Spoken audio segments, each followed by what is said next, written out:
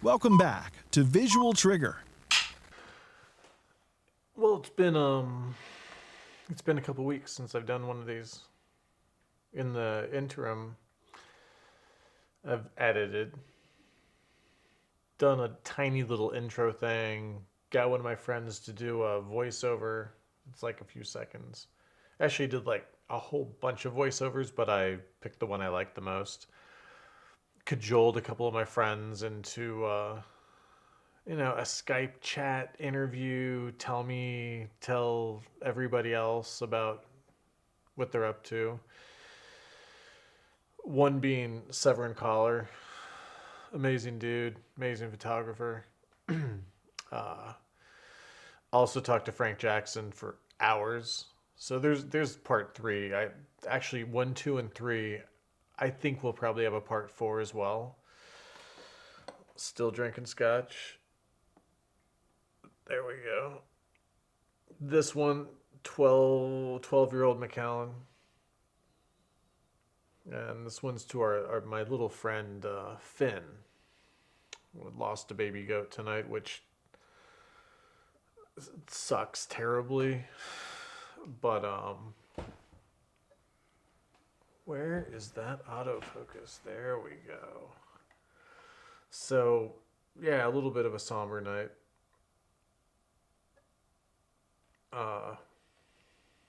Yeah, here's to you, little Finn.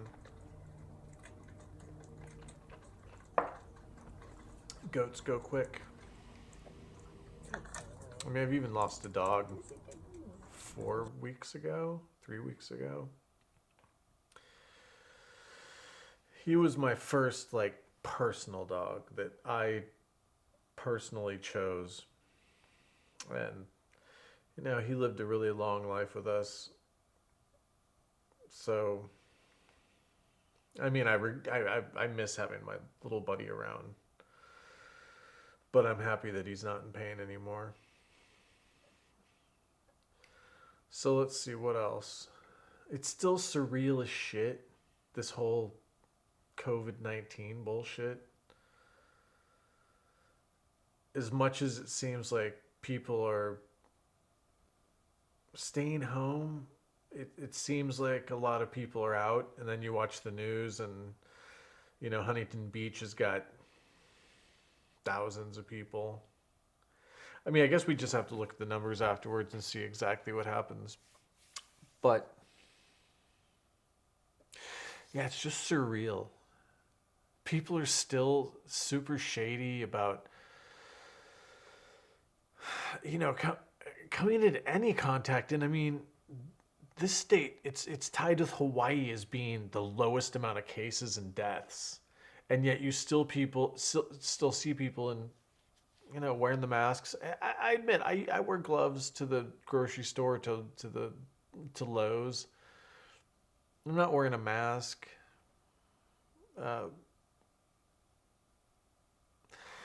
Yeah,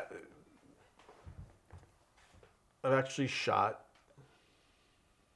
on a long-term project for a nonprofit, which is cool to have, knowing that you at least have that. A few other things, they're still canceled. I saw this other photographer friend of mine, Lionel Delouis, super photographer. Met him in LA. I think we spoke at the Snap Festival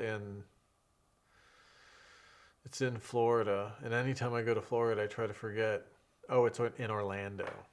But that's not something you should forget about. It's actually really well done and run by a great lover of photography. But he put up something. I'll do a shot of what he did on his Instagram. It was pretty damn funny. I think a lot of people. I don't know. I think that there aren't going to be as many photographers around soon.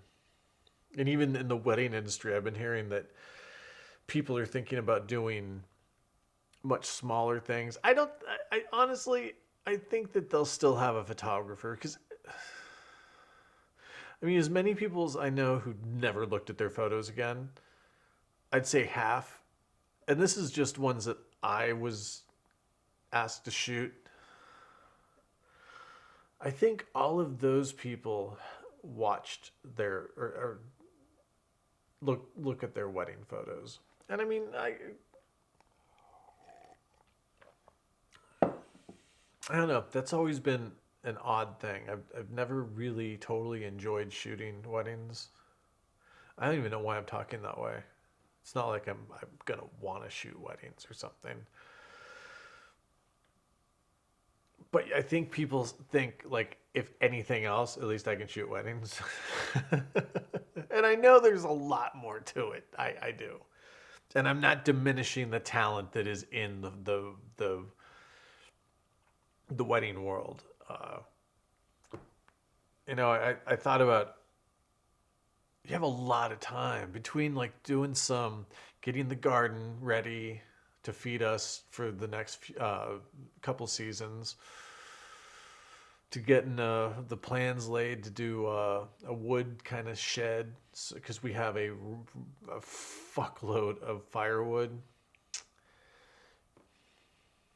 I've had a lot of time to think too, like what I want to do here. I've uploaded 9 or 10 of these to YouTube already.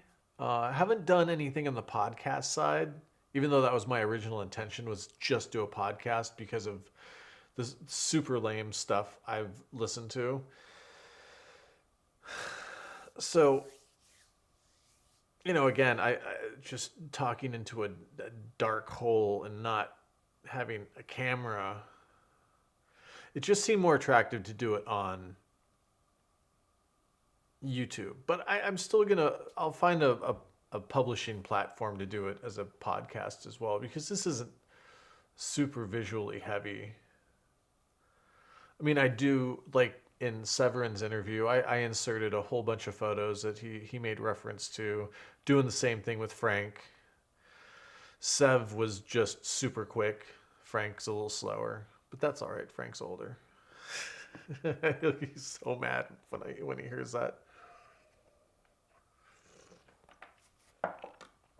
I think I'm gonna do a printing session in my darkroom and show you what that workflow looks like. Not sure if I'll do like on film developing. It's like, what's the point?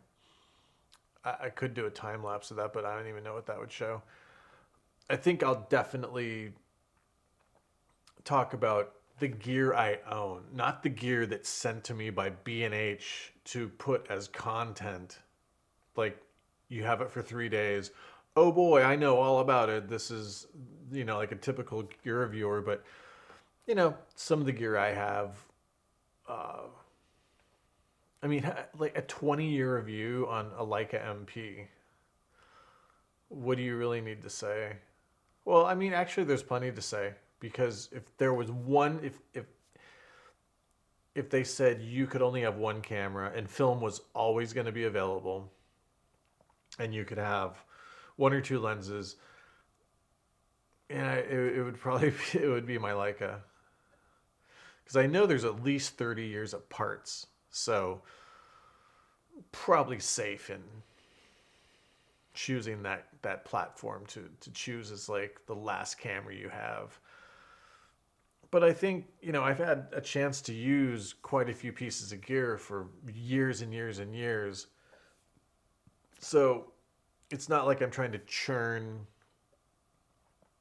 page views or something. And I mean, why not talk about my experience with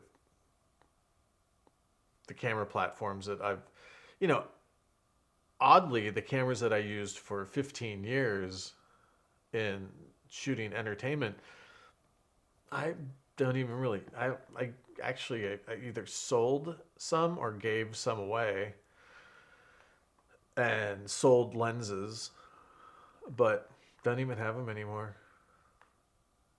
Because now when I shoot for clients, if it's stills, it's only medium format digital.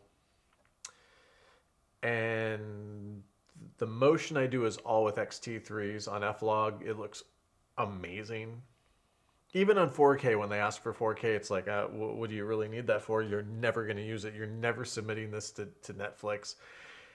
Most people are still watching HD and it looks fine. I'd like to talk about some of the things I have hanging on my walls. Some from friends, some myself, some from dead guys. Uh,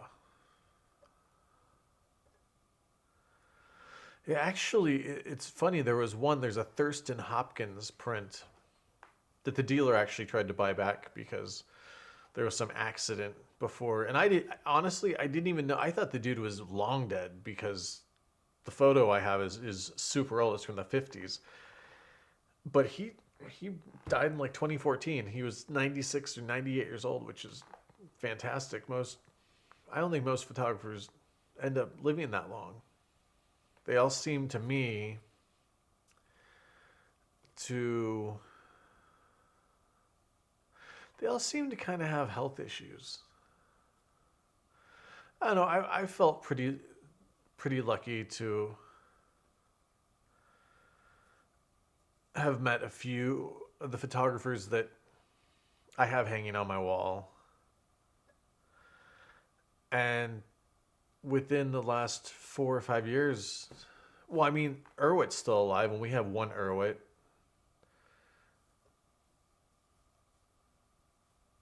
Who else? Well, Thurston Hopkins, I thought was dead, but he wasn't. Art Shea, who we have a couple of his prints, Chicago photographer, he recently passed away. We'll still have a Robert Frank at some point, since that's the only social documentary street guy that dealers care about for whatever reason. I mean, don't get me wrong, it's great stuff and super collectible, but I see really good stuff out there, and it's surprising that I don't know. I don't think people like street photography on their walls as much as you'd think that they would. We we do. We have we have dozens of street photographs on our walls, and I would say that I'm trying to think how many are actually in color. Not many are in color. I think most of them are monochrome.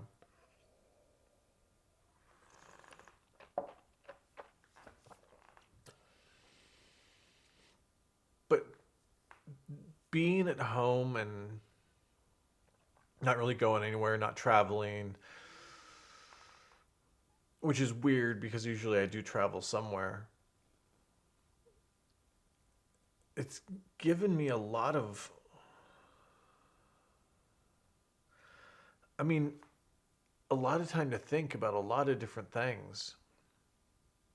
And you kind of see what's important, what's really not that important.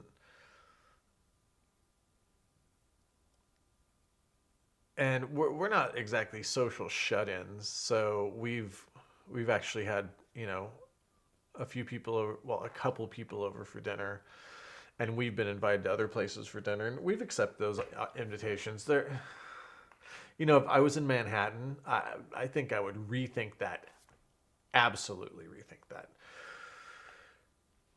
Being in the middle of nowhere, essentially in the middle of nowhere. Yeah, we have pretty wide spaces out here. It's not like Los Angeles. I mean, I actually know a buddy of mine in Manhattan who had his first paid job. And when you say paid job, that's like for a publicist, and certain photos are expected to be made so they can push them to certain news outlets to further their clients' ends. But that was his first one, and let's see how many. I know I keep a log of the dinners I make, and like 60% of the lunches, 100% of the dinners. So I think I've made 41 dinners so far, which now I cook 5 days a week because I like cooking, and I I'm not going to say I'm disappointed with restaurants, but a lot of times we are, especially the ones that are like 70 to 100 for two. Almost always disappointed. The ones where you spend a few $100, like we just went to one in Seattle. The Jiro Loves Sushi guy, his sous chef opened a place in Seattle, and holy shit, was it good! I don't remember the name of it, but it was something sushi, and I will go back to Seattle when everything opens up. I hope it's still going to be around because it sure should be. It's the best sushi on the West Coast. And coming from Los Angeles, we were super spoiled because Los Angeles has the best sushi. You know, you can go ahead and say, oh, we have good sushi in New York. Fine. I'm sure you have okay sushi in New York. But the best sushi at the West Coast is actually in the country is in LA. But now, since we've been to this place in Seattle, holy shit, was it good. Ridiculously good. So, yeah, it's funny because now it's time to actually push the button. I've uploaded, say, 10. This will be the 11th. I have 3 things with Frank in the can. I just need some photos to sprinkle in. So there'll be like 15 episodes very soon. But I think I'll go ahead at 11 and just hit the button and let her rip. But yeah, so the next thing you'll see is a nice talk with one of the most talented photographers I know. Technical, artistic. You know, he's pretty much. I think he's one of the best photographers out there. And you know, great to be his friend. And I mean, I've known the dude.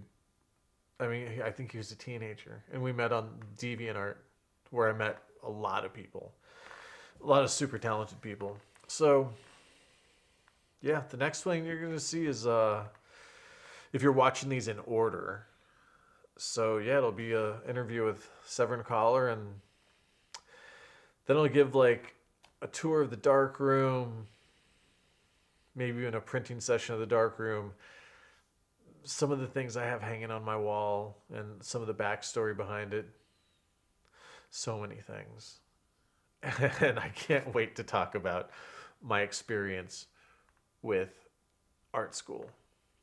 It wasn't my art school. It was just the trippiest thing watching these people operate in their little fiefdom. But yeah, so I hope everyone's healthy, well, Rona free, and yeah, till the next time.